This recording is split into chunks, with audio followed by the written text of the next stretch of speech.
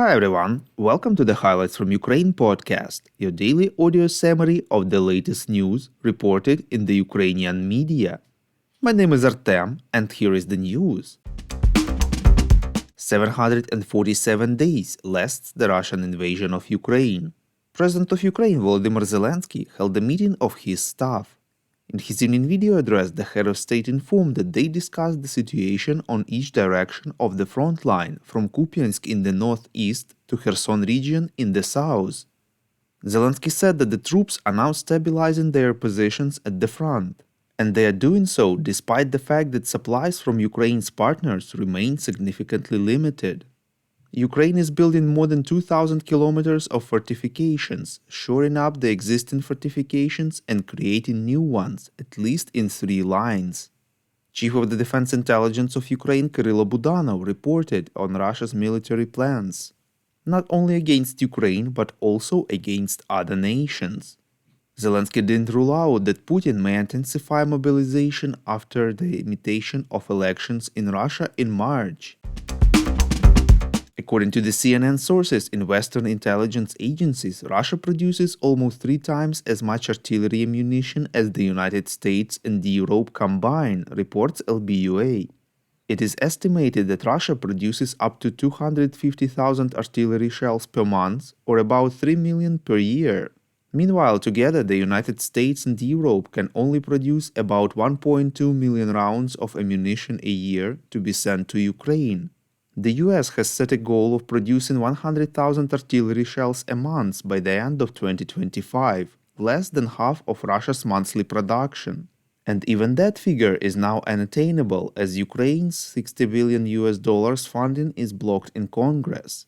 Officials say that Russia is now firing 10,000 shells a day, while Ukraine can only manage 2,000.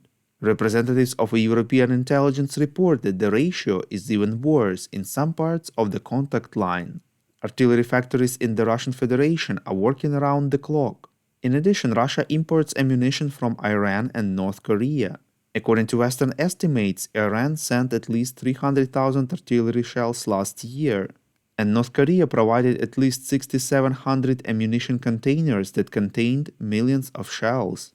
At the same time, according to US and Western officials, the buildup of Russian weapons is still insufficient to meet its needs, and they do not expect Russia to make significant progress on the battlefield in the short term. We would really appreciate if you could recommend us to your friends and family, as well as share information on social media. This way more people would learn about the podcast and truth about Russia's invasion of Ukraine. Kyrylo Budanov, chief of Ukraine's defense intelligence, said that Kyiv undertakes successful attacks on Russian military ships and other targets in the Black Sea in preparation for a major operation in Crimea, reports Ukrainska Pravda. Quote, "All this was in preparation for a major operation in Crimea, a way of checking that our understanding of ways to get in and get out there is correct. It is also good for the people who have spent 10 years under Russian occupation.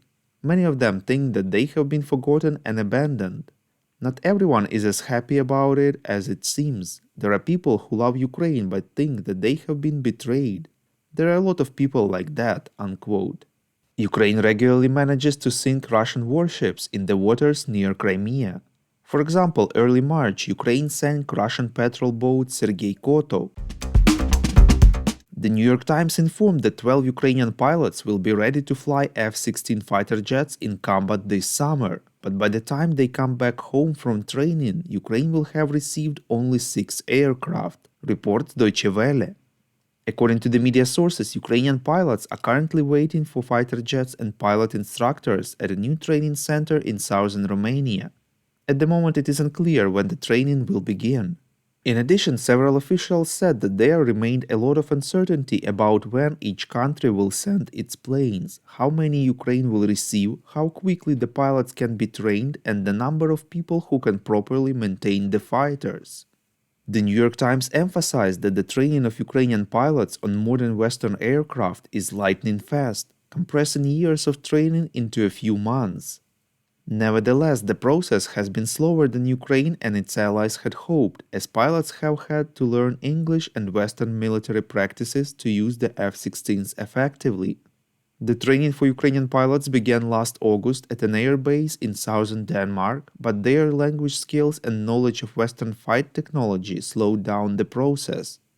According to Danish officials, the Ukrainian pilots were ready to fly only in January 2024. Denmark, the Netherlands, Norway, and Belgium have pledged to send about 45 aircraft to Ukraine, enough for 3 small squadrons. Denmark will send the first 6 planes in late spring, with 13 more to arrive by the end of the year and in 2025. There is also a need for fighter jet maintenance personnel. Currently, about 50 Ukrainian technicians are being trained in Denmark to maintain and repair the aircraft, as well as to work with the weapon systems. The F-16s are so complex that each one typically requires 8 to 14 people to maintain. Thank you for listening to the Highlights from Ukraine podcast. We're a commercial initiative of just 2 people and we need your help to grow. Share information about the podcast, rate us in the app, subscribe to our Patreon. With your support, we are getting better. We call on you to demand from governments of your countries to impose the toughest sanctions possible on Russia and its citizens to stop their invasion of Ukraine.